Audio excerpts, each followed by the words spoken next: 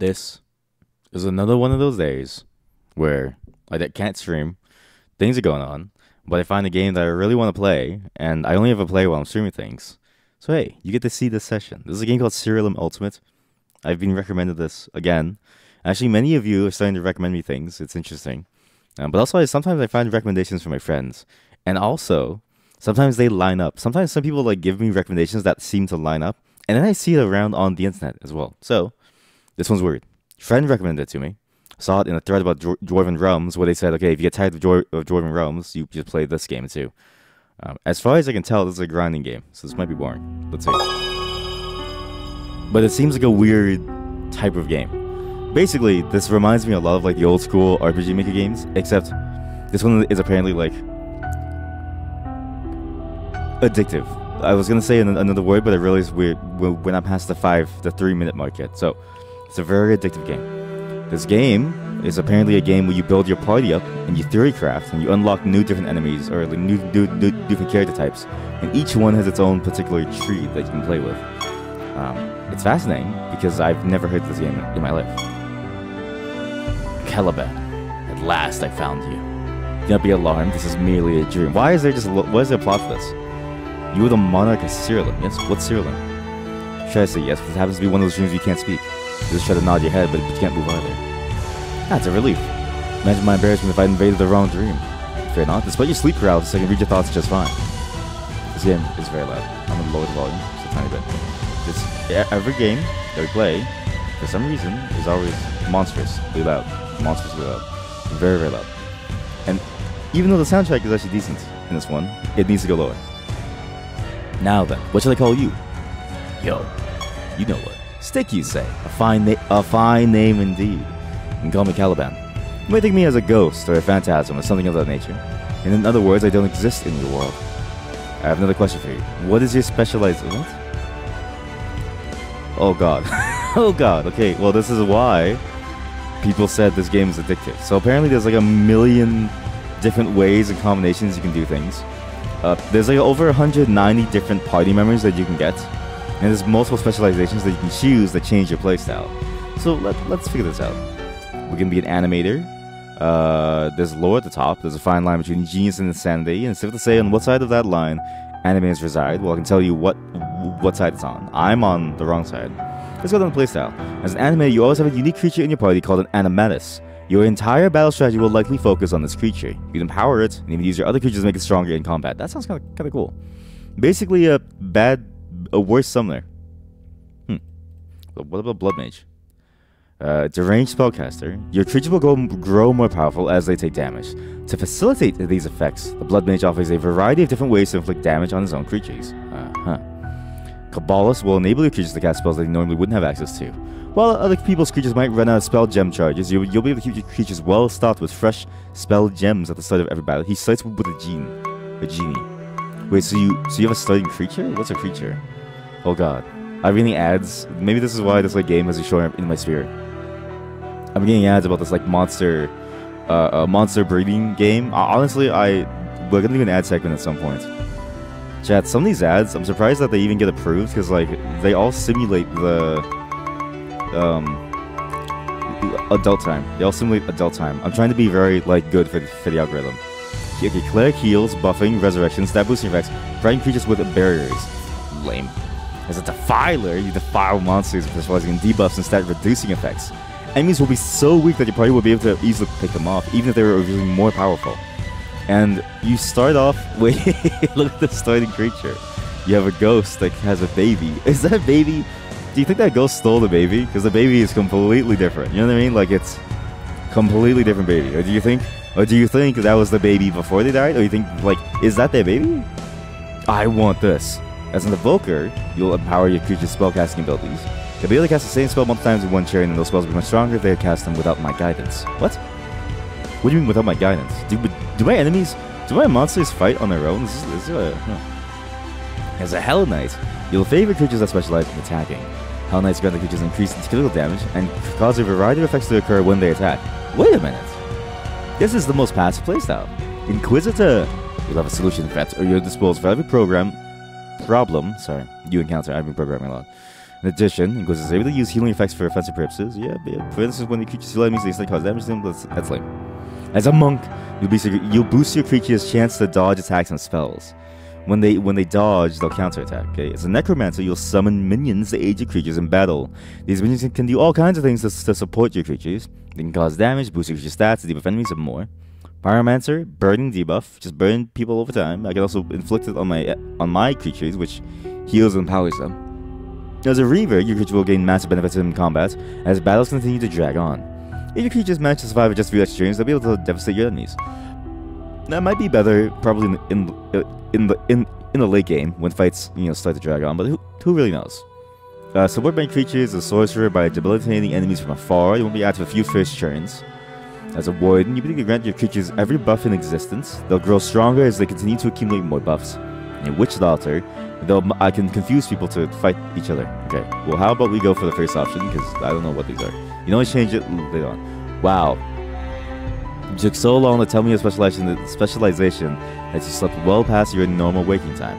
I'll get right to the point. Okay, sorry, buddy. I'm trying to be thorough about this one. You know the Kingdom of Nex, right? Like Nex Fest? I'm trying to say, yes, of course I know Nex. They're our most trusted ally, and we often trade jarred goods with each other. Jarred. Why are jarred goods such a major topic in fantasy games? As I thought, listen closely, Stick. The King of Nex is not to be trusted. Recently, he managed to procure the ultimate Nether Orb. Very good name. Very good, unique name. Bend the gods to his will. You took control of the world of Rhodia. I want to snort dismissively, but, and then I'm confident in my accusations. You serve dreams, see what he plans to do. His actions don't bode well. I must wake now. Tell my trusted advisors. Must get a strategy and steal the orb. Goodbye. That was a long starting. But yeah, this is what the game looks like. So, this game, I've been getting a weird itch for JRPGs. I know I've said before that JRPGs are kind of awful, but this one apparently is less of a JRPG and more of a management simulator game, which I think is going to really help when we go play Supermarket Simulator. Because right now we have 1 employee, and if we have 10 employees, it's gonna get crazy. Good morning, my liege, Hebron. Well met, Stick. Okay, Caliban, eh? Okay, Deimos. Okay, sounds like superstitious. Cats aboard the ship. Or we kiss your granny on the lips. What the fuck did he just say? What? I didn't mean to swear. Sorry. No sense in worrying about something that might have just been a trick of the mind, Stick. As for me, I don't believe Caliban exists at all. Okay, so unimaginable pain. Yep.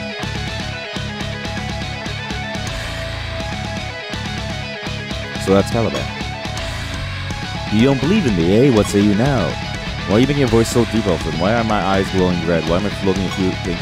It is not Stick, it is I, Caliban. You are not Caliban. Sad day indeed, okay? Yes, I am Caliban. Ignore Hebron, okay, Caliban, so Caliban's real? Yep, I'm so disappointed. Yeah, there's no way I'm playing Stick. Okay, we'll handle this. Everett, while we're away. Okay, bye. Jesus Louises, that's a lot of story.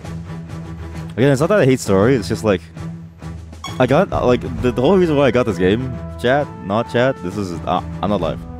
The whole reason why I got this game was because I just wanted to, play a game about grinding. Because again, videos are rendering, things are uploading. I have 3 hours to, kill. Okay, so that just happened. Okay, make a pilgrim. Okay, I'll go on a pilgrimage. Okay, then we'll begin a training. Cool. Achievement earned. Press F to view. Okay. Speak with Everett to start your first battle. Shouldn't be using this yet. Pay attention to your quest. Alright, fine, jeez. Okay, we're for the basics of combat. Let's go. Okay, so my Animatus versus his Unicorn Vivifier. Yep. Okay. Wow, this really is just a JRPG. What can I cast? This creature does not have any spell gems. What's the spell gem? Okay, so Q is to go back. Okay, this is the controls are strange. Let's just attack it. Oh, that's really loud. Oh god, I'm so sorry. The GM is very, very loud. Let's just bring it down even more. So, this is your classic JRPG, it seems like. So, but how... When does a game get even more wild about, your larger party and, finding new creatures? Because there's a whole thing about finding new creatures and, building your creatures up. So, level 1 Animatus. Goes level 2, I got a bunch of gems. That's a lot of resources. Well done. Thanks, Everett. Straightforward, only 1 creature. You can take up to 6 creatures and fight up to 6 enemies at a time as well. After we defeat them, you gain some of the creature's mana, and if we get enough mana, we can summon another creature to use it in battle. We now have enough mana to summon a unicorn. Summon a unicorn? What? You have to summon a unicorn. After this creature attacks, it resurrects a random ally with 50% health. I want a unicorn. That's kind of broken, no? Is that broken? That seems kind of busted. Oh, here we go. Okay, so this is the menu. What is the animatus? What does he do? Traits. He has 15% more attack and intelligence for each dead creature on your side, and more defense and speed for each living creature on my side. Oh. So I need everyone until I die. Okay, cool. It will serve me well. Remember to check the Summoning Brazier. Yep, take a look at the castle. Familiarize yourself with its facilities. Your first step should be the menagerie. Isn't that French for like a three-way? Or is that's Menage a Trois. You'll find it in the western wing of the castle. Speak with Noita. What's their farm? Welcome to the menagerie. What can I help you with today?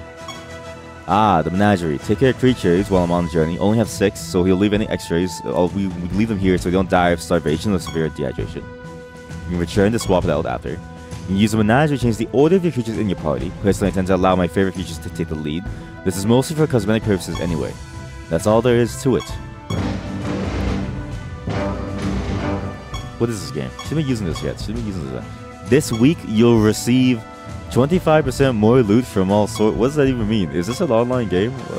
What? What do you mean? That this is Enchanted Wardrobe. Change your armor? What? Transmogrify. You haven't unlocked it. Okay. Rename specialization. Accessories. Reset perks. What's the book? Tier design specialization. Design god and oh my god. This is too much. Okay, yeah, menagerie. Okay, Sabin the blacksmith. Sure, get artifacts, items. Then we go to Rhea to get spell gems, which will light to cast. I'm assuming. You. I need stuff. Hello. I need items. Artifact. Yep. Okay. Oh, only forge artifacts. Yeah, plenty more to be done. Okay, what are artifacts? They're just items. Sword, shield, staves, boots, helmets, and it determines what they give. Swords give a boost to attack, while boots give a boost to speed. Okay. Okay. Alrighty. I want more damage.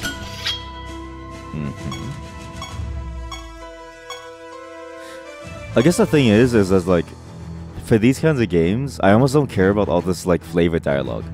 Not that it's bad, right? But clearly, this is a JRPG where it's like, you kind of just want to go into the game and grind, right? I think that's the thing about every JRPG, is you just want to go in and just fight things. Okay, this is Socket. Artifact will be forged. We're getting a new stat slot at tier 3. Try to upgrade my artifact to tier 3 now. Okay. Okay, cool. That's more than enough. Okay, cool. Stat slots. And use them to socket. Red Amber to give more attack. So he gave me that, so I'm gonna socket that. To give even more attack. Ah, and as you can, okay, some slots are more interesting than stat slots and allow your creatures to do all kinds of things. Okay, it's useless if it's not equipped. Right. What are perks? Oh my god. Oh my god.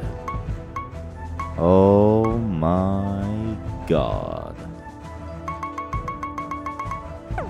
This is a very complex game. I just maybe I've gone.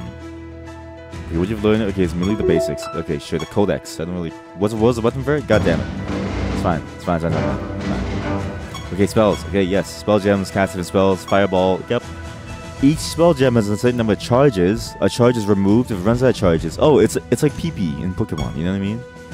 Like your Pokemon, they use PP to spray water over monsters with bubbles. Yeah. You can do Desecrate. Moderate amount of damage, plus 100% more damage for each enemy of the same race fighting on the target side. I don't really want to go into racial warfare. I think we'll stay away from that. That seems like a bad move. Hey, lifesteal. I'll take that.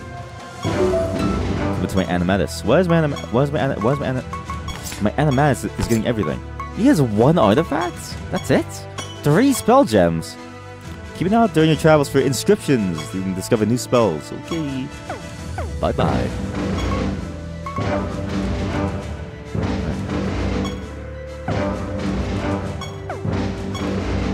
Okay, properly equipped. Okay, you're now ready to venture outside the castle walls. Rest for the remainder of the day. I need to speak to people. Busy day of learning extremely basic things. Get off the bed. Fall asleep, starting a dream, falling down castle floors, flip your pillow upside down. I don't care about this warm glass of milk. Hello. Deimos. Hebron and Deimos. Do you find the ultimate nether orb? As Caliban claimed, it's the next. Try to negotiate. Didn't work. Staunch resistance. Lucius killed most of our army. The gods intervened. He has influence over many of the gods, but we should petition the gods. What is this, Congress? Lucius vanished. He took the ultimate nether orb with him. Okay, where do you go from here? Go search for Lucius, and I should go and ask the gods. I should visit the Blood Grove to ask Apocrynox for help. He's the master tracker. Okay, I'll go. Alright, see you guys.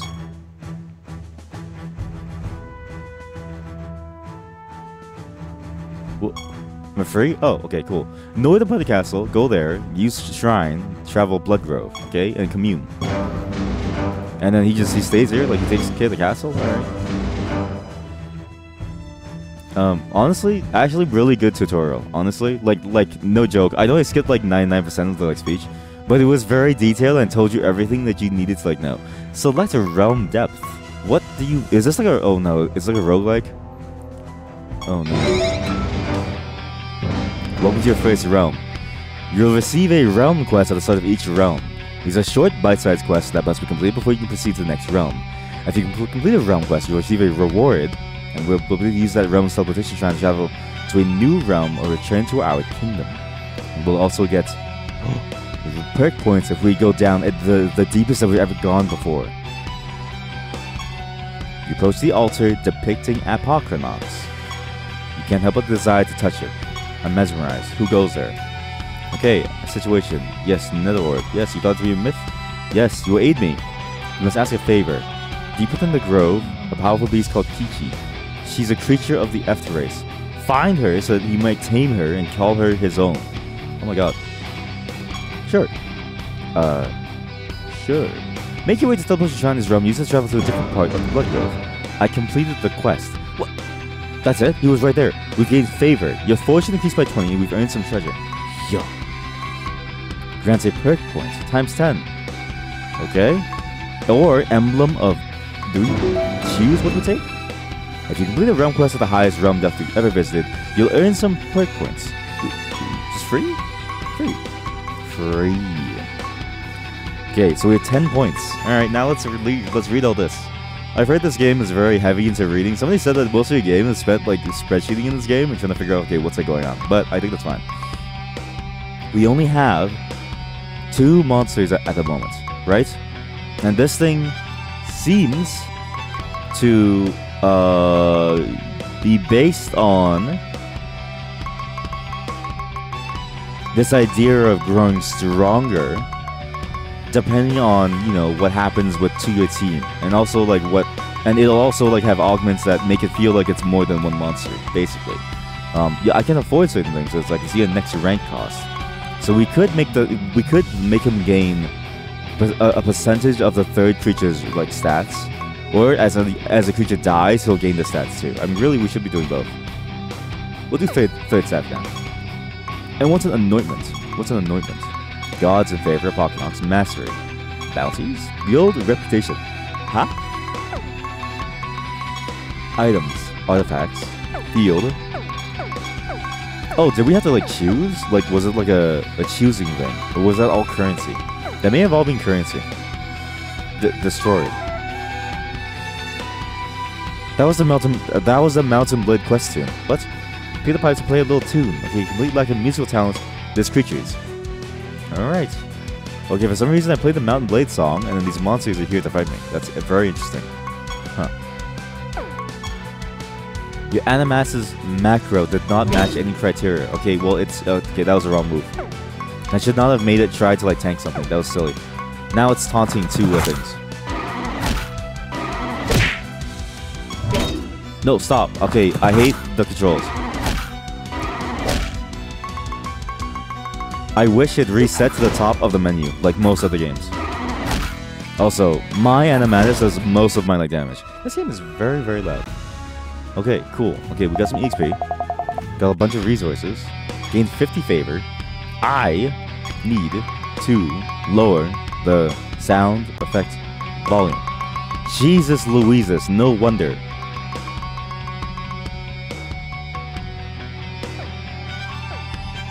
Alright, summon ready. Exiled Satyr.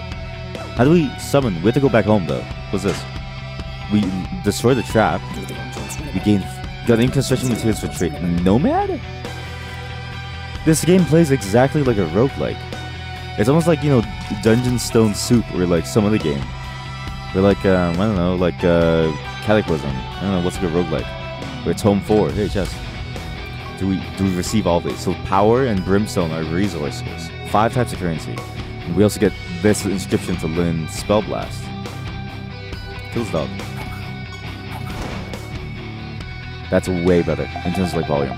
It's very quiet, but better than what it was before. Like mind-blowingly loud. I see the appeal of this game though. This game is like, imagine you wanted to play Final Fantasy 12, or like just any Final Fantasy game, and you just kept wanting to play like Final Fantasy, but you didn't really care about the story. Like you play Final Fantasy 10, and you're like, I don't really care about Tidus and like, you know, the spear or like anything, right? And you just wanted to fight things and like level up and like farm, and you also wanted to make your own Tidus. Then you would play this. This is literally Final Fantasy if you didn't want to play as the characters and you just didn't want any story and you just wanted to smash things. Oh my god, he almost died. You gain knowledge points for your creature when you kill them. If you gain enough knowledge points, you gain knowledge rank, which unlocks benefits such as the ability to see the creature's health value in battle. Oh. So the more you fight something, the more features you get in the game to fight them. That's interesting. Again, it feels very much like a roguelike, where you're not doing your stuff in the middle of combat, right? Or like in like real time, or you know, basically real time. You go into a whole different sub-menu to do all of your stuff. It's a very fascinating take on a roguelike format, I think. And roguelikes typically are very, you know, difficult to get into because there's a lot of information, but doing it this way makes it simpler almost. Unlocks the floor style to use in my thing. Automate grants 10 knowledge points about autonomous creatures. Alright, cool. Wait, if I know more about my own guy, does he get stronger or no? Emblem of Acronox. Purchase powerful gods. Ooh, I mean, items from the god, sorry. He is a god. You can't buy a god. I don't think. You're supposed to destroy those. Health and speed. Attack and intelligence for Amber, Red Amber, Deep Amber. Trickster Snake. At the start of battle, this creature inflicts enemies with stone. Hey, cool. Isn't that good? Bitter, with an equally foul aftertaste. Legendary finds. What? And roguelikes tend to have this problem where it's like they're very incomprehensible. There's a lot of different buttons that you can press, like in the actual, like, you know, real-time portion of the game to do like a bunch of different functions, right? This game almost circumvents a lot of that by going into a, like, you've eaten a lot of squash, too much in fact. I vomited. There's something in the vomit. I vomited crystals. It circumvents that by putting you into this, like, you know, churn-based game, which I think works out a lot better, actually. Because otherwise, you would have to deal with and figure out, okay, how do you do this stuff? You know what I mean? Like, how do you actually do anything? You know, how do you drink like a potion, right? And if you press the wrong button, do you drink a potion, or do you throw it, or do you drop it, or do you put it back inside your bag, or do you sell it if you're standing in front of a merchant, right? Does context change it? Like, there's a lot that goes on in like a roguelike, right? But this is simplistic. This is just you smash things. You smash monsters. You fight monsters, and you just punch them. What's this? And it's weird because it's a very different type of game. This is a sacred place. You need to leave. How about no? To the ranger. Yeah. He healed. Oh. Okay, game leeching. Everyone lifesteal. Everyone lifesteal. This is gonna be bad. Rest in peace. He gets more damage though. Oh, what am I doing? Oh my god. I hate the default. I hate the fact that menus go back to your last chosen item. Give me a life. This is easy, it's fine. How long does leeching last, actually? Wait, there's a way to speed up combat. Besides spamming, I think. But yeah, it works out well. Very, very well. I actually think it works out extremely well. Exiled satyr creatures. Knowledge. You also gain inscription. Scourge sorcery. Small amount of damage. Or massive damage if the target is a sorcery creature. Sure. Obviously, it's not the easiest thing ever to you know, play these kinds of games, because you need to enjoy a certain type of gameplay, I think. Display God Favor Turbo Mode. To quickly make selections and show it, you will no longer be able to hold down the key to skip animations and battle text. Macro debugging, double movement speed. This is not the intended way to play games. It may feel unwieldy for some players. Okay, movement sounds? Sure. Hide no fear. Yes. Loot display filter. Only rare items. That only netherstones skins. What? Sure. Strict. No. None. What? Interact with all. What? Hide floating. What? Game difficulty. This option will enable you to increase. It does not increase the rewards. Values of 0. Alright, let's try to find the options and have it not do the weird resetting thing. We'd like to have it reset. Thanks for materials. Take this. Thanks. To reset your thing, your inputs when you finish using it. Like if you select attack or cast, it would go back to the first option instead of the bottom.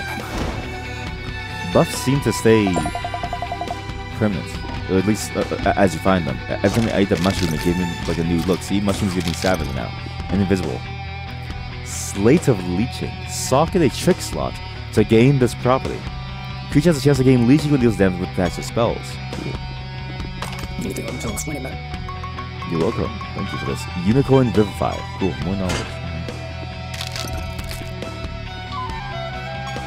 Unlike a roguelike as well, there's very little complexity in terms of like you need to learn, you know, what is like all the different like what could all the units possibly do? It seems like, or like what different effects are available and like what secret map stuff is there. It seems like everything here is designed to give you just resources. Like there's nothing on the map that's crazy except for going down like a level, right?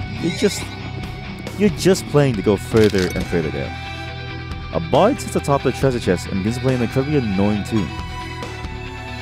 I can see his health now. Oh my god, kill him. What is this? Bard Balladeer, kill him.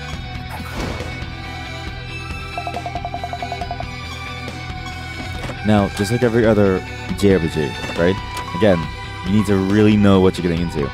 You're really here to farm, find new skills, and eventually go back and use them, right? Obviously, it's not the most enticing loop, but there's something mind-numbingly enjoyable about this, right? It's a bit like a roguelike for 99% of the game, actually.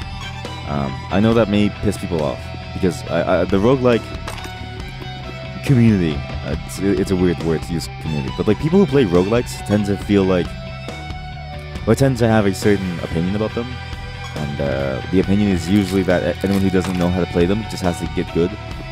I'm of the opinion that most roguelikes are just very boring. I mean, think about it. Most roguelikes, you play on like auto-explore and auto-fight. Or not even like auto-fight, but like usually you just do like one pattern over and over to like fight, right?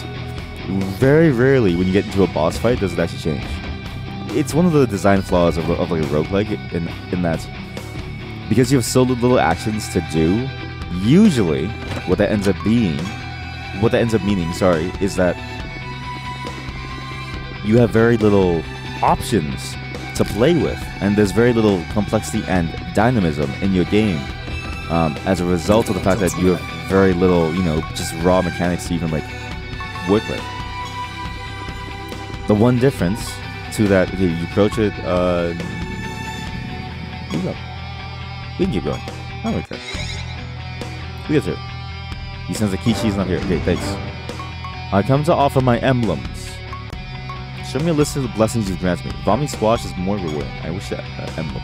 This is mana for F Howler. If you obtain enough mana, you summon this creature. But after one of your F's attack, all of your F's recover health Oh my god. Wait, this is nuts. What? Oh, I don't have emblems. But one, like, if you have a party of Fs, they all heal each other. That's pretty cool, actually. Sorry. The one roguelike that I think actually changes how you play a lot, and that is a lot of complexity in terms of, like, you know, how dynamic it can be, is actually Cataclysm DDA. Very old roguelike. That is a zombie roguelike. It is actually one of the coolest concepts. Literally, it's like, you know, like the 7 days, not 7 days to die. Like 14 days later with Cillian Murphy. It's like that in like a roguelike form. Like it's quite impressive actually. Okay, center stomps, whatever, just do it.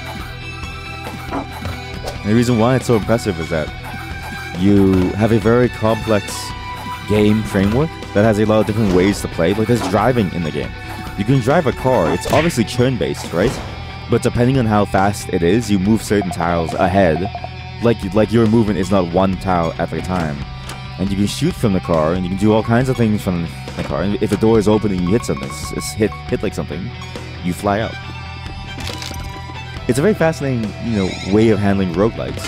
And this is the reason why I find most roguelikes don't do very, very well, is that they're too simplistic with their mechanics when they could be doing a lot more, right? Again, it's not really a major, like, dig at the roguelike. You know what I mean? It's just hard to make games in general. Wait, strategy option for the feature menu. Right. Yeah, okay, why don't we just go turbo? Okay. Why not? Yeah. Ultra. You enable Ultra. Let's try it. So we just hold down E. Is it much faster? I can't tell. It doesn't really seem much faster. This is Ultra Turbo. It seems like the same speed. Well, basically, but okay, come and fight me, come on.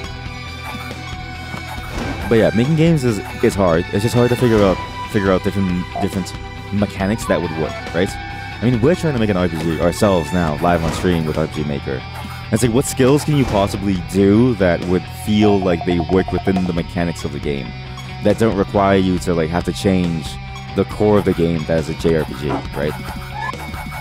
It's very hard. It's very hard to think about that stuff. And you know, that also extends to like roguelike games, right? But some roguelike games are really good, right? There's one that I have on the Switch that's actually on PC that I didn't know about. If I knew it was on PC, I'd buy it on PC, but oh well. I forget what it's called. But it's my fortune will increase. You increase up to a maximum of 100%, but we'll disappear if we die. Increases, okay. Whatever. Cool. Resources, yeah, okay. Squash, vomit, nice. Why is that the mechanic? That we eat squash and we vomit? Okay, I'm gonna turn on some more options. It almost feels like that should be the default option. You know what I mean? Like, by default, just do that. Like, do you really want to have to, like, manually click every single one? I don't know. But that one is also very interesting because the classes themselves and the way that it uses, like, movement mechanics in a game, as well as like how different attacks work, it's very complex. It's also one of the more lightweight ones where you don't really need to go back and forth too much in terms of, like, you know, leveling up and figuring things out beforehand. Like, you can kind of just push, like, you can kind of just throw your head against the wall and, you know, figure it out as you go. And it's very lenient with how it handles your unscaled bits. Like how you know, a lot of roguelikes, you stay too long in like a level, they'll start to send like death against you. I hate that. The one that I'm talking about doesn't. And if I remember the name, I'll send you it all. It's a really good one. But yeah, it's a hard genre to make work, right? And this game seems to take the genre and say, well, I don't really care about anything about the genre except just fighting and theory crafting. And in fact, you can notice that I'm doing nothing but running around fighting things. It actually doesn't really matter. It's actually fascinating how this works. Very, very fascinating. Obviously, it's definitely, like, you need to have a certain level of enjoyment from this type of game. Otherwise, I don't think that this is a game would, like, work for you. But if you do enjoy just, like, grinding into the games, I think it does work very, very well. But this is a very grindy game. I can see myself having to play this for like a couple hours to really understand and get a sense of like, oh, okay, what should I be doing? How do I want to build my like teams and like stuff, right? And mind you, these games, they're similar to like idle games in like a sense, right? This is my problem with JRPGs, right? Depending on how you build and depending on how your team is built, the most efficient thing to do might just be to spam attack, which I'm doing now, right? And that's fine, but it's also kind of like you're basically playing an idle game just with a lot more inputs and a lot fancier animations. It's why I really enjoyed the current slate of JRPGs that have said, okay, well, we don't want to do that anymore because it's bad. Let's go home. We have new summons. And new floor, apparently. What does a bard do? Your creature's attacks deal 50% of the damage using speed instead of attack. That's awful. How much speed does my dude have? I don't know. How much speed do you have? He has good speed. He has good speed. What? If she attacks an additional number of times equals the number of spells your creatures have cast since the last attack. That's too much thinking. Your creatures always have mending and take 15% less damage. You're in. Get over it. Say no more, fam. 50% damage reduction by default. Basic. Enemies can only attack once at a time. What does that mean? Your creature's first 3 non-ethereal damaging spells have a 20% chance to be cast automatically at the start of battle. Say no more, fam. I don't want to deal with that. Your creature starts battle with 3 stacks of dire wolves. This trait does not stack. I wish any game that has buffs and stuff would just explain what they are. So many games now are starting to do this thing where they hide information from you from a UI level, thinking that it adds complexity. But really, all you're doing is you're forcing players to not play your game. They're forcing players to play your menu. Elden Ring is very guilty of this. Dragon's Dogma that we just played is very guilty of this. I'll be playing Dragon's Dogma after to do the Everfall segment. There's a lot that I need to tell you about the game, but just know that these games, when they don't explain things, there's a limit to it to when it works. But sometimes having some explanation, at least when you want to delve deeper, readily visible, I think is more important than trying to build some flavor, because it's not really flavorful to be in this world's lore and then be like, okay, well, how do I learn the lore of this skill, right? Do I go through some epic quest and talk to some god to understand the effects? Like in a roguelike, where like when you quaff potions to learn what they do? No.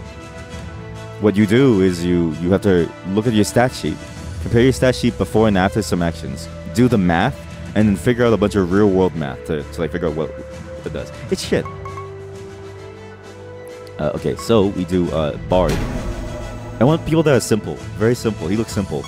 He's green bean lean machine. Now, I don't know what like hounds are. Do I have 6 people? 1, 2, 3, 4, 5. I can't count. Sorry. Yeah, Satyr. Sure. Cool. I should have some more perk points actually. Now the 3rd creature stats increase my golem stats. Okay, or my animatus stats. Very important. So whoever's in the 3rd slot increases my animatus stats. He needs. Actually, this is okay. So I need to move him over. There's also spell gems that we need to do and other things. I'll just there's so much to do. Okay, wait. Check mail. What? Hey, okay. Mail. What? Hey, order.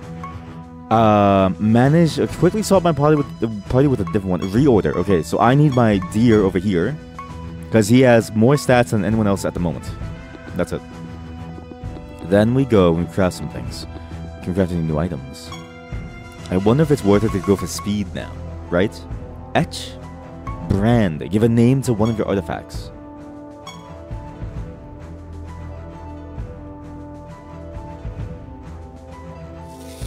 Good reference. If this was live, people would be saying +2.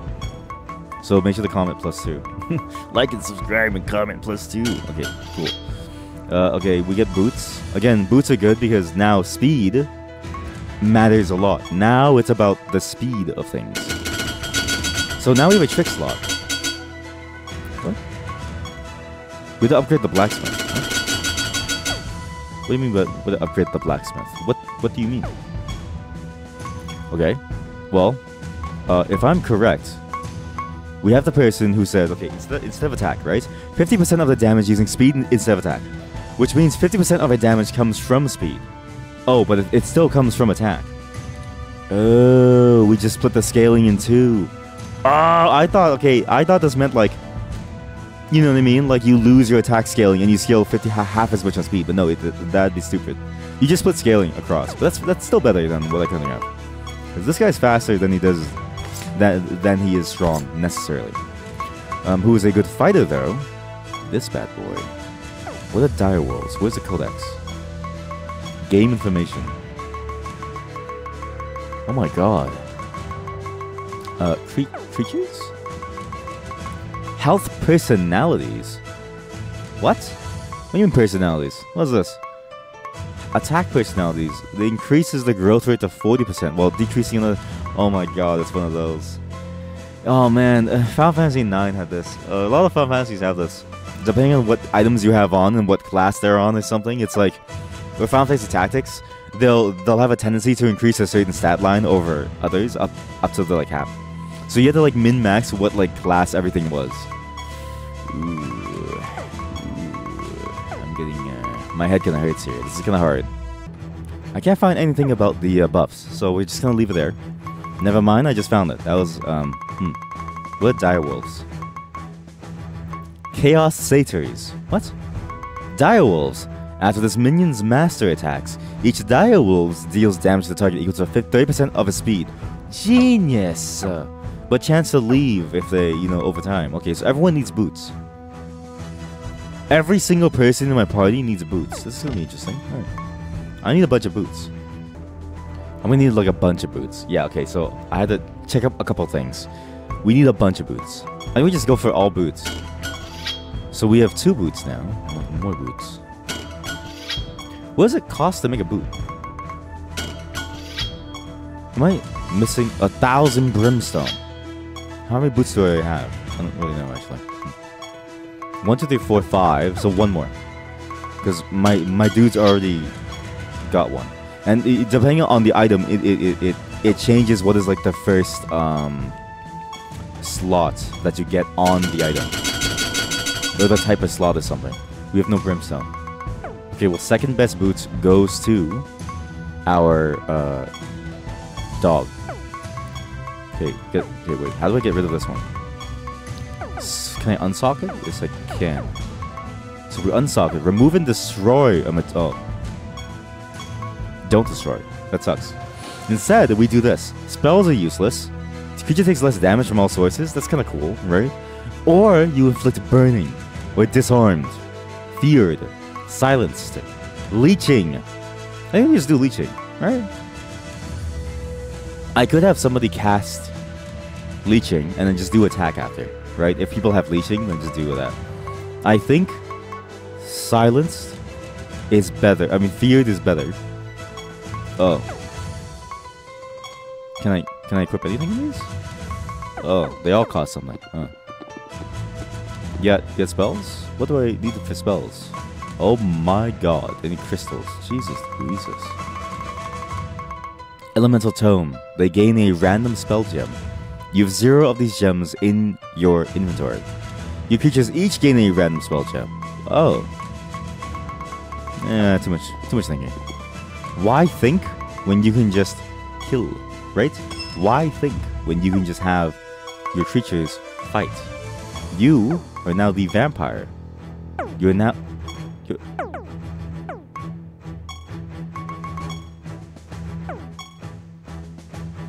Huh? Wait. Is there... Oh. Only a certain type of creature is allowed to have that. I see. So, okay, each creature has a type. Depending on the creature's type, they may not be able to have it. That's interesting. Okay, so we'll go down to level 3, and then we go here. This is the right place. Kiki's just up ahead. Okay, cool. Approach her with caution. She's dangerous. That's fine. It's whatever. You try to inspect command in battle. This command gives you all kinds of valid details about the enemies, their level, stats, traits, artifacts. Let's use it frequently. Who cares? I'm strong. Die. I got this. I got this. Just leave it to me. Kill the side guys first. Okay, well, I'm already mostly dead. Oh my god, I'm already mostly dead. Jesus Lucas. Good leeching. Okay, that thing did like 0 damage. My level 1 monsters don't do anything. If it weren't for my horse and my thing, like nothing would be getting done here. Nothing.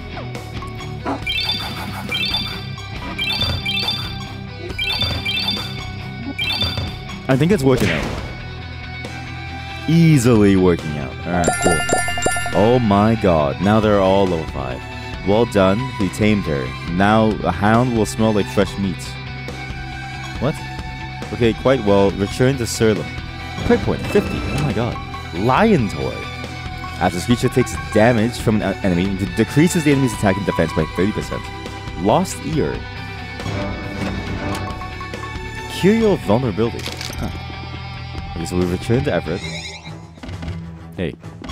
You Everett? Okay, yes, we have it. Okay, cool. You have a tiring day. Take some time off? What? The next step to travel to Frostbite Caverns. Yeah, why would you want to just wait? Why would you want to just sit around and like do nothing? Like wait. Now there's one thing that I do want to get for my Animatus, and it's this. Dancing Blade. We need 80 perk points, so I think we just save here. Stop. Frostbite Caverns. The higher your realm depth, the better the rewards. Yeah, sure. There's a tomb. There's a tomb. To push the lonely grave, hands. Oh my god, it's zombies. Oh my god! The dire wolves. All those extra attacks are from dire wolves, based on your speed. That's so good. Okay. See, when you get, it's a bit like Dungeon Siege. At first, Dungeon Siege is like kind of slow, and then you get like more and more party members, and you get more and more complex effects, and you realize that the beauty of the game is in the complexity between all your different characters. That's the beauty of this game. What a beautiful thing it is. Now, it's interesting to find that a roguelike game gets released within the past, like, 2 or 3 years. I think it's released in 2021, which is nuts. What is that annoying thing? Cyclone Strike, okay, sure. Tomb, yeah, sure. Because roguelikes are very, very hard to sell. Like, they're very, very interesting, right? And they all suffer from this problem of, like, it's just a UI thing. It's literally just a UI thing. Were it not for the UI, it'd be fine. God of Winter, okay, hello. Yes, Giant Cruncher. Okay, I'll kill your Cruncher. Cool, thanks for the perks, I guess. Yeah. Wait. The perks. 60. 20 more. Because, you know, it is weird to play the game using your numpad to move, using E to eat, T to throw, D to drop, E to open your equipment, and then Q to quaff a potion instead of D to drink. You know what I mean? Like, in what world do people say quaff as like a normal sentence, right? It doesn't happen. But in roguelikes, that's just, you know, how it is. Always. When creature performs an action in battle, all subsequent actions are displayed, processed at the same time. One at a time. Okay, so it might... Okay. Yeah. It's just stacking up things. Yeah, sure. Oh. We couldn't collect it before. I see. Will you get random enemy encounters too? Huh. I thought there's a churn order, but I just don't care. Like, I just kind of like slap things. We are increasing move speed. 100%. I know they said that's not how the game is meant to be played, but that feels a lot better. Like, this actually feels a lot better. Because, again, what is the point of this game, right? Exploration? No. Exploration doesn't really matter, right? Like, you're just here to play and farm. The story, I don't really... Like, the story just doesn't matter. You just want to fight things and grow and grind. Honestly, this is like playing Cookie Clicker, but JRPG form, with a lot more like active, passive, like things. Come here.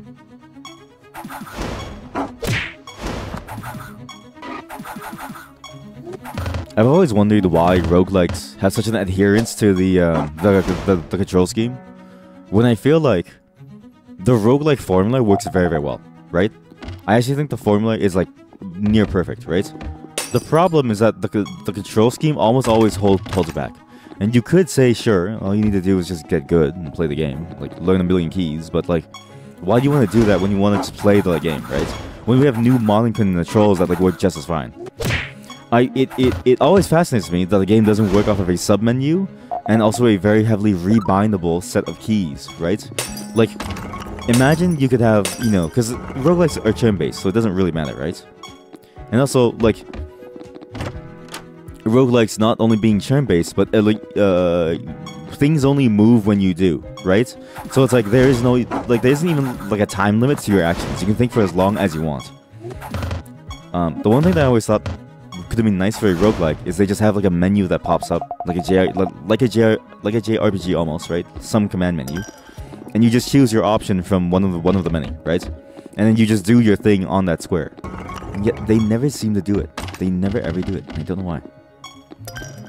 They always seem to, like, you know, want to go for a more complex control scheme that uses your entire keyboard, and it's like, you're just gonna cause confusion. I feel like. And it sucks because, you know, again, with turn-based games, you can get a lot more tactical and strategical depth. It's very hard to get tactical and strategical depth in a real-time game, just due to how those games run, right? There's too much to like think about. There's so many things that you need to react to. Like, it's hard, right? But a roguelike has a formula locked down to like a T. It's very good. And all you really need is just to get people to play them. Is to think about how do you like revitalize the controls to feel modern, right? To feel not clunky specifically. Like it just feels clunky. Now that might be sacrilegious to many roguelike players, because you can play. I mean, every roguelike has the exact same control scheme across every single roguelike, right? So if you know the control scheme, then it works, right? But I mean, look at some of the most popular genres of the games now, which is roguelites, and they're basically just regular games with their own mechanics and everything. But it still has that same sort of like feel on some level. Obviously not the same level entirely, but still on some level it still has that same, you know, quality feel of like complexity and tacticality for most of them, at least. And also the like sense of progression and growth. But usually in the way of like static, you know, hard like stat growth versus like knowledge gains. Of course, that's a very, you know, lofty task. I've noticed that the genre of games is very stuck in this mindset of like, okay, get good, right? Some games you can't do that, I think, very, very well, but you know, but other games have like proven that you can, right? Like I thought Cataclysm DDA may never actually get a new modern control scheme because it would be too hard, right? But then you look at the re-release of Dwarf Fortress by, was it Kit Fox Games? I think it was Kit Fox Games. Sure, it's behind the main Dwarf Fortress branch by, you know, a couple of things, right? But it's not so behind that you don't actually get the entire complexity of the game. Like, you still get a game where a dwarf can make a painting, and it causes mass confusion in your colony, and everybody starts to fight each other. You know what I mean? Like, you still get that. You still get, you know, hordes of vampires showing, like, sorry, you still get one of your dwarves becoming a vampire, so you lock them behind the wall to make priceless art for you, right? That can make people go like mad. You still get some very interesting things in the game, despite the fact that it's a very simplified down control scheme that honestly feels a lot better to like play. It's still not the best, but it feels a lot better to like play as, from what I've heard at least. We'll try it on stream one day when we're done Dragon's Dogma 2, Road Warden, Days Gone, Dungeon Siege, that needy streamer overload game, Ruler Myth, Supermarket Simulator, I also really wanted to start Stardew Valley because 1.6 recently came out. I think like literally today. Yeah. Chad, we're never gonna finish the games. We are never gonna finish these games in time. It's gonna be very hard for us to. Very hard for us to. But this is kind of like the problem with roguelikes, right? People just really have a hard-on for needless complexity in places where it doesn't really change your gameplay experience very meaningfully, right? If it was complexity within the game's mechanics, then it's like, okay, you have more ways to strategize, you have more things to think about. Like, you have ways to play the game that then meaningfully change depending on your choices. But a control scheme, because you don't happen to remember a certain key, you don't get to do a certain thing. Like, it's an interesting interface into this idea of, like, you know, knowledge is power, right? Because I've talked about this before, but EXP and like RPG systems in the games are more of a stand-in for you, the player, learning things, right? Like, it's not really... It's meant to be like an abstraction over, like, you, the player, learning things, but, like, translated into your character strength, right? Hey, turtle? It's Myrtle. Myrtle the turtle. Kill the firebrand. Then we kill the other, the Blood Crusader. That's a cool name. What?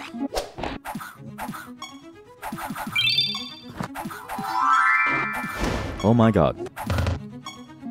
Is that Myrtle? Monstrous Gargantuan. Kill that thing. Why is it so strong? He killed my Rezer. Okay, my unicorn was my main revive, and now he's gone. I should have maybe gave leeching to everyone from my whatchamacallit, my dog, but it's too late now. Hope that my Animatus can kill this thing in like one shot. Myrtle, you son of a gun. Get out of here, Myrtle. Yes, yes, travel back. Okay, bye. Thanks for the perk points. Cool. Let's get this perk. Animated weapon. Always has animated weapon. When the Animatus attacks, it'll deal additional damage equal to your highest total stat from all of its artifacts stat slots. Huh? What does that mean? Wait, what?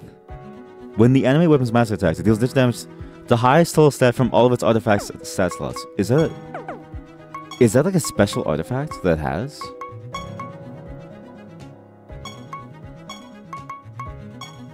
I don't know.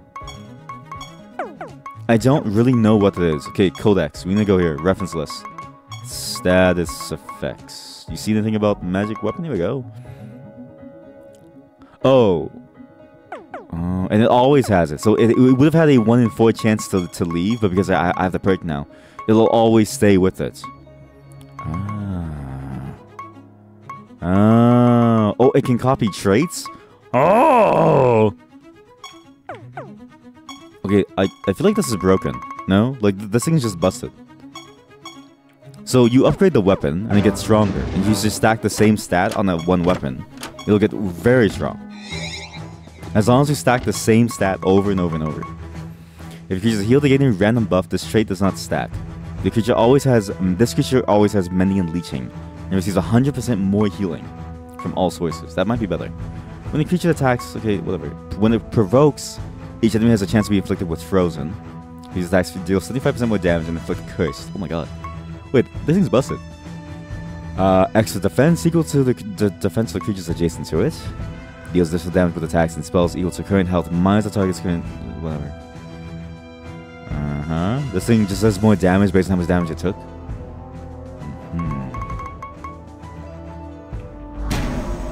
I'm in trouble!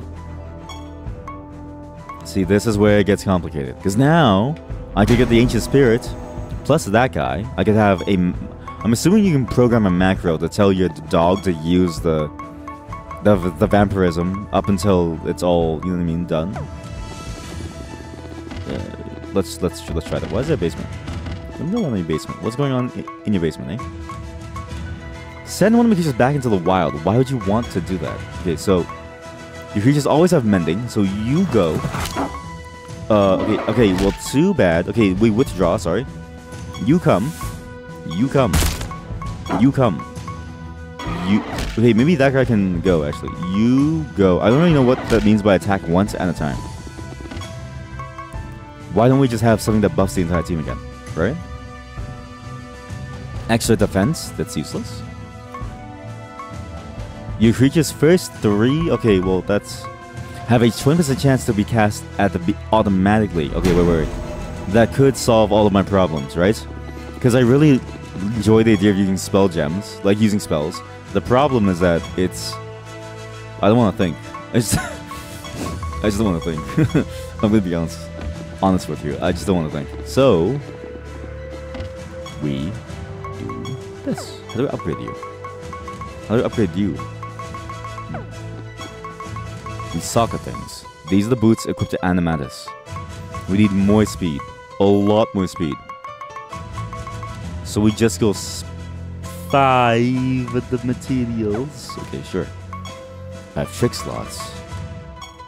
You need 3 of these materials. So you need 3 for trick, 5 for non-trick. Damn. Has a chance to gain many when it deals damage. That's useless. Savage. Shelled. Splashing. I think splashing might be a lot better, actually. Had I 3. What can I possibly get? I can get Slate of Grace, which is Agile. That might be good, actually, because Agile technically, I'm assuming, gives you even more movement speed. Yes. So what do I do with these? I need at least 5. Anything that has attack is fine, I think. As long as it's attack.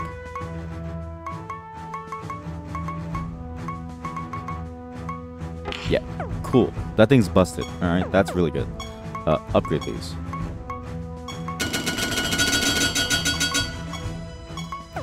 Wow, do I enjoy the noise of my ears exploding. Boy, oh boy. Okay, so you don't have one. Wait a minute.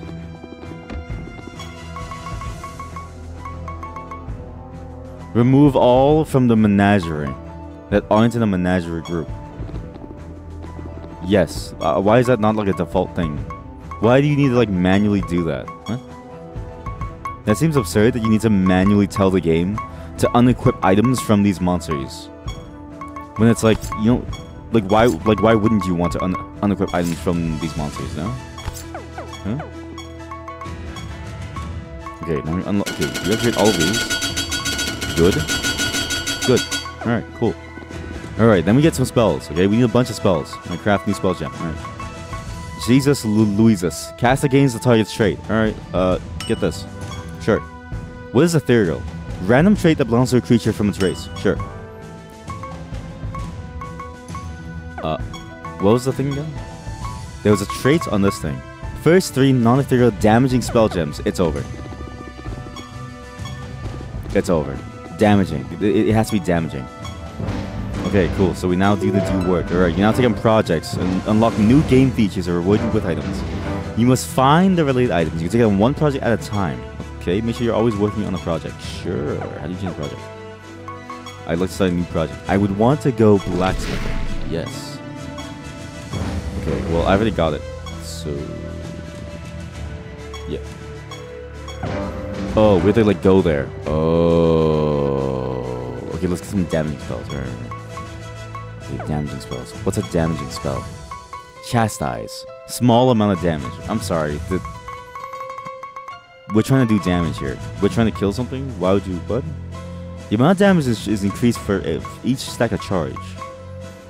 Okay, small damage or massive damage. So take this. This. Actually, just like these. If it reduces defense, right? Is this a damage spell? Imagine that's not like a damage spell, and then all of a sudden, like, everyone's useless, right? That would be funny. In like a, oh my god, it depends on their... How many greens do I have? Oh my god, you don't have one copy of a gem. Oh no. Oh no.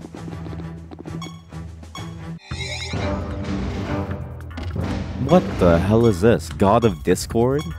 He does look like a Discord mod. I'm not gonna lie. He does look like a Discord mod. 10 points.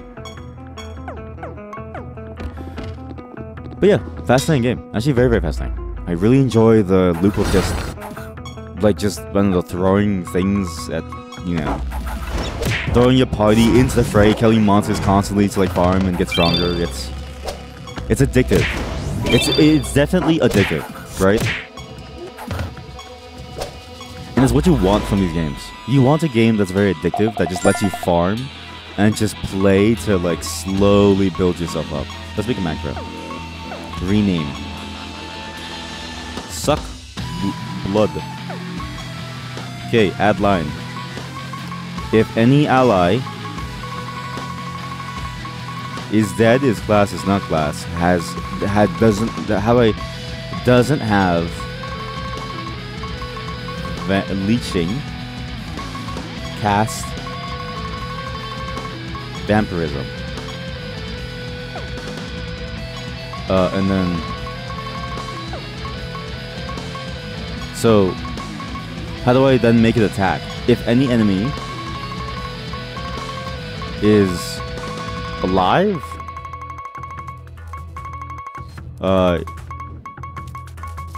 has lowest defense, has lowest health, attack that creature. Alright? Okay, dog. Okay, that's for. Okay, this is. Okay, wait. Dogs suck blood. Alright? Okay, so dog will suck blood. Then we get. How do I give this guy a macro? You get a macro. Cool. What does that do? How do I just have a macro where they fight things automatically, actually? Wait. Just...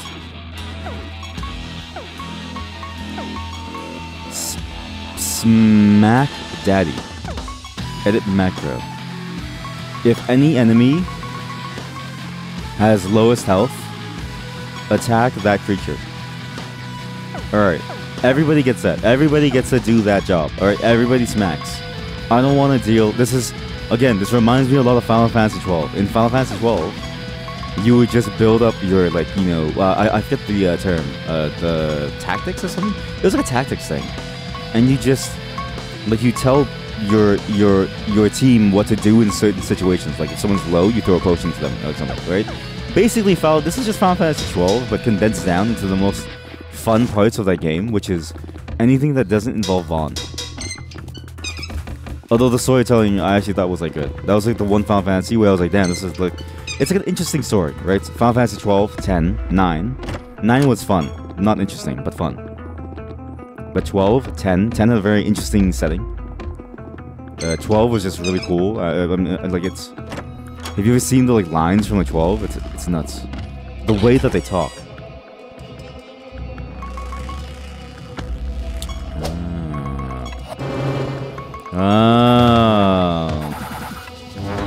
I need to make everyone's default attack macro. I need to make everything default macro. Wait, what's going on? What was that? Everything was like going on like automatically for like the longest time. Oh, because when they're in macro mode, does it just stay like that forever? No. That was weird. I'm gonna die, by the way. I don't know what's happening. I just know that I'm not really killing things here. Nothing's really working. Well, okay. Somebody's face just popped up. But yeah, the macros remind me of the tactics that the gambits that you could apply to your party members in the Final Fantasy 12, which you know I think is a great system. So if you have that system, and you have like you know. That combined with deep character building across different things, right? Basically, this is Final Fantasy 12 if the license board actually like was worth anything, right? It's just Final Fantasy. It's just Final Fantasy 12. This game's just 2D Final Fantasy 12. Interesting. Interesting. Ooh, ah, ooh, ow, ooh, aye, ooh, ow.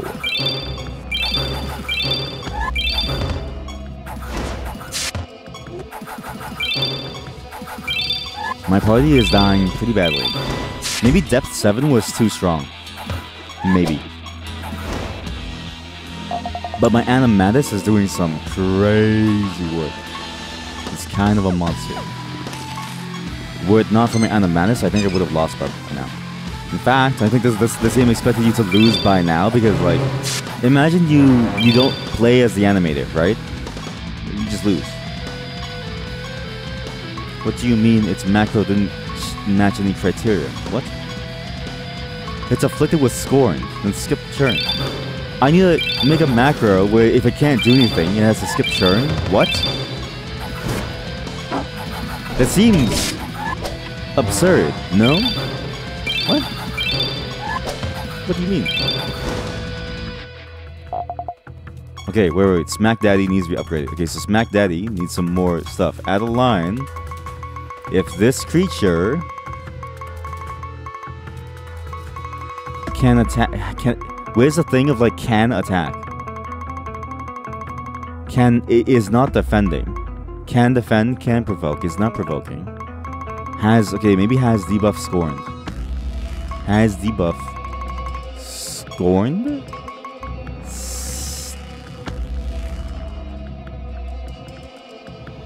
Skip churn.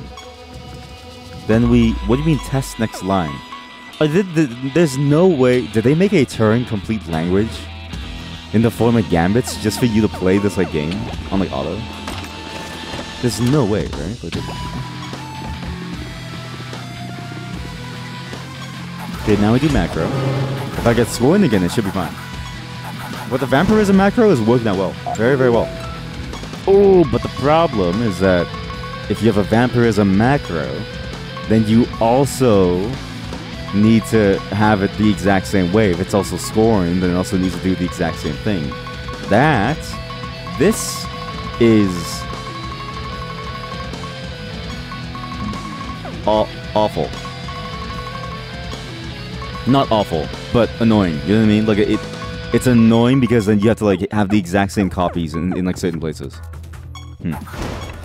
Very interesting. At least the flow moves it quickly. So yeah, very interesting take on a roguelike format, right? Final Fantasy 12 Gambits. Skipped all the... I mean, you know, obviously Final Fantasy 12 actually is like a good story. I do enjoy it. But at some point, it's like, honestly, the most fun that I've had in a game was shutting my brain off. Just walking people around with a specific Gambit setup. And watching them fight entire rooms full of monsters. Still to this day, one of the more enjoyable JRPG experiences because you didn't have to press the same button a million times over, right? Because that's all it really boiled down to was just, okay, do the attack action over and over and over because there's nothing else more effective.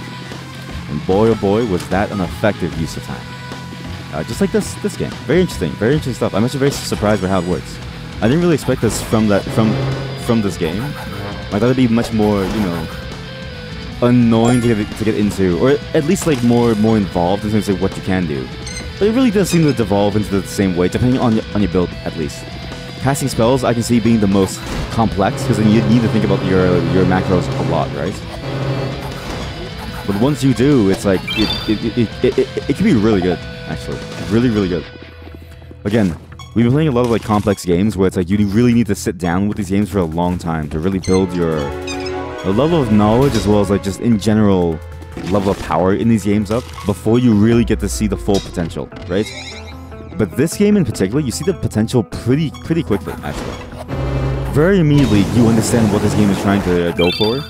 And this is basically like an idle dungeon crawling RPG game. This is like Solar Dungeon, or like Min-Maxia's idle dungeon RPG, right?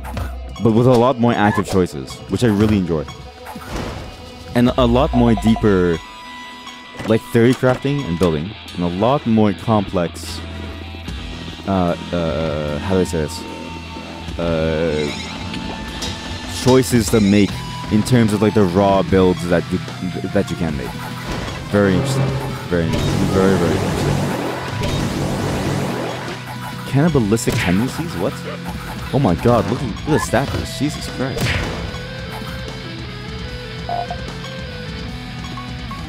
Oh. This game would do very well with an auto move option, right? Auto explore or something, right?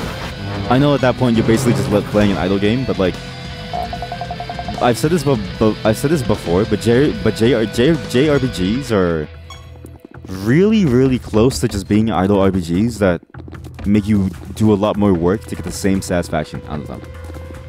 And this best exemplifies that criticism and turns it into a core mechanic of the game to the point where it's more fun to actually like engage with it than to turn your brain off. It's actually a very fascinating way of doing it. I'm going to be spending a lot of my time building my party in this.